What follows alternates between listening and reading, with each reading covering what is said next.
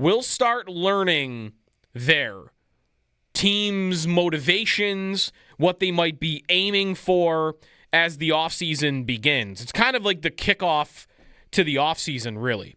And when that happens, I am so interested to see what all of these teams that need quarterbacks are going to end up doing.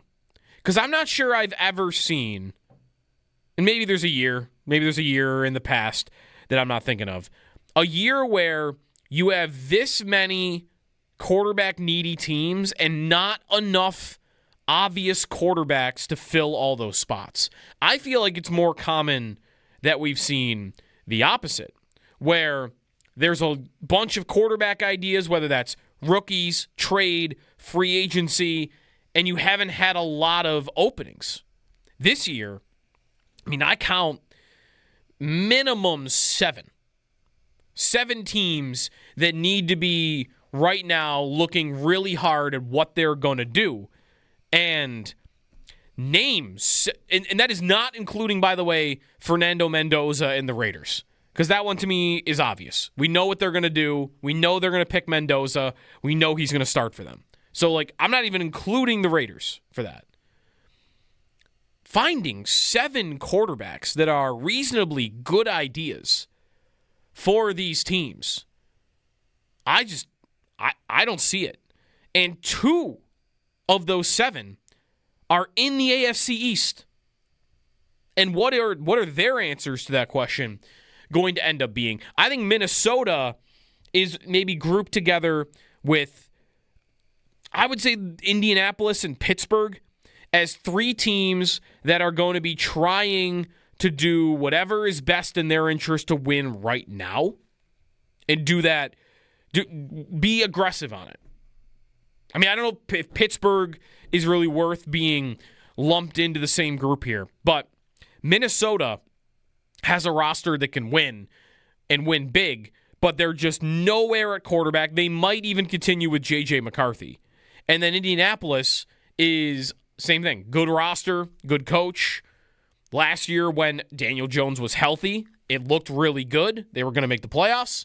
He got hurt and tore his Achilles. So he's out till who knows when.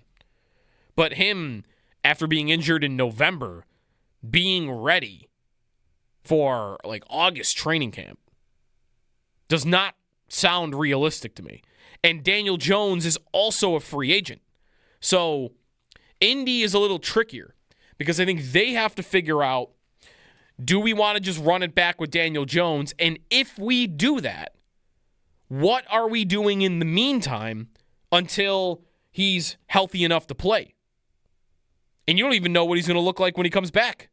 But I would imagine Jones is back there. But again, what is the temporary plan while you're waiting for him? Or do they say, you know what? Especially the place they're in as an organization and as a coach. Shane Steichen has been there for years. And I wonder what he thinks his job security is. Because if he thinks he can be patient, then maybe you kick back and wait for Jones and you do whatever in the meantime. Maybe I don't think they would ever start Anthony Richardson again. But you find whatever placeholder you can get your hands on and you just run that and see what happens. But I don't think it's that easy. Depends what the coach thinks his life cycle is. If he doesn't think he can wait and he feels like I got to win this year or I'm out and I'm not getting any more excuses. If I sign Jones and I miss by a game and go, well, we didn't have Daniel Jones for half the season. I don't know if that still works for him. So maybe that pushes them towards, again, these are some of the names they're going to start getting to. Field Yates, they're talking about Kyler Murray. Is there going to be a bidding war for Kyler Murray? I can't imagine that. He is one of the last quarterbacks I feel like I would want to start my organization with. But I guess he's as good an idea as anybody else. Is Kirk Cousins a better idea than Kyler Murray at this age off of major injuries? Is Tua a better idea at this stage? Mac Jones could be a good idea. I always come back to Mac Jones. Like with Kevin O'Connell in Minnesota, to me, that just sounds like it could be a really good idea. To me, if I am the Colts or I am the Vikings, and again, this is maybe where the Combine will tell us some things. We already had, the Niners got out in front of this. Adam Schefter, right around the Super Bowl, reporting that Niners aren't trading him. Not trading him. Well, okay. They might. He's a backup quarterback, and what that is the Niners telling the league, to me, you have to pay a lot to get him. Not that they wouldn't trade him, but you would have to pay a lot. And we're going to put this out here now as a signal to you that we don't have to move him if you don't pay our price. And to me, I know, bidding wars for Kyler Murray and Mac Jones, these quarterbacks that don't really sound that impressive as ideas, I think that's the best you're going to get your hands on. So, right, if I'm Minnesota or I'm Indy, depending on how crazy the Niners are and what they think they could get, I think I'd just be willing to pay their price. As long as it doesn't involve a first. If they want a second-round pick and a fourth-round pick and some young player as a throw-in, I think I might feel the need to do it. Is he your next Darnold? I don't know if it's that bad a comparison. He was good this year for the Niners, and he was good for the Patriots when they had a competent offensive coordinator. Really, you think about it, when Mac Jones has been terrible, I'm not saying he's an amazing quarterback. I think he's definitely limited in mobility and some of his other tools, but really, his reputation right now as being a bad NFL quarterback, a lot of it is the 25 games he played in New England where Matt Patricia was his offensive coordinator. A defensive coordinator was calling plays for him. Joe Judge, too, right? Wasn't there were co-offensive coordinators? Yeah, they were co-offensive. It was not one guy. It was a nightmare scenario for him. Joe Judge. The entire time. So with Josh McDaniels, he's pretty good. With Kyle Shanahan, he's pretty good. With Kevin O'Connell or Shane Steichen, I feel like he'd be pretty good. And what is a pretty good quarterback worth when your alternatives are all kind of terrible? I think it's a pretty hefty price. To me, there would be some sticker shock on that trade. But, man, let's say the Niners hold true to their word. They say, no, Purdy's been injury prone and we always have injuries. We can't risk it. We don't even want to talk about it. If they did that, which I think would be nuts, go get a bunch of draft capital and make your team better and deeper for those other injuries you're going to have. But let's say they don't want to move him. Then, man, what do you do if you're the Vikings? What do you do if you're Indy? I don't know. Maybe you could, if I were one of them, you could beat me down into, okay, fine, Kyler Murray. So I'm going to swallow hard on that one because I don't know if he's going to work hard and he's going to play video games and he gets hurt. He's not as mobile as he was when he came into the league. There's leadership concerns there if you care about that. He's also not a good enough player, I think, to overcome all of that. So it's not great at all. But you might get me to say, all right, fine, Kyler Murray. He'll have a team. Jets need a quarterback. Dolphins need a quarterback. The Browns could need a quarterback. Steelers need a quarterback. Arizona needs a quarterback. 7 spots. Who's getting jobs?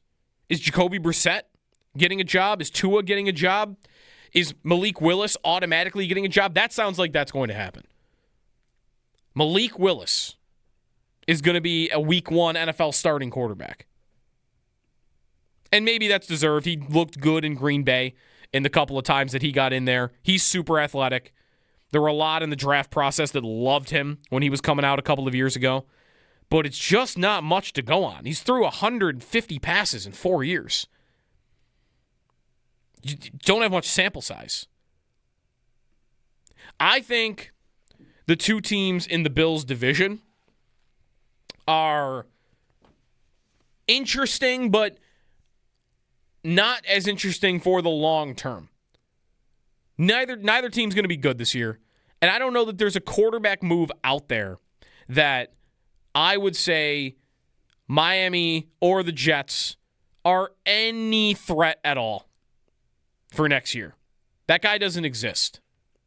The thing I guess that I could see one of them doing that would make me, antenna goes up.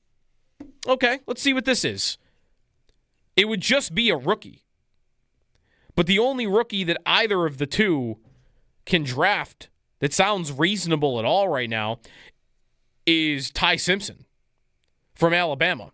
And if you don't know, Trinidad Chambliss, who was the other guy that was maybe going to sneak into the first round at quarterback, he's going back to school. Won a lawsuit with the NCAA to gain an extra year of eligibility. So that dude's not coming out. So Ty Simpson, okay, I guess if one of those two draft him, then it's all right, let's see what this is.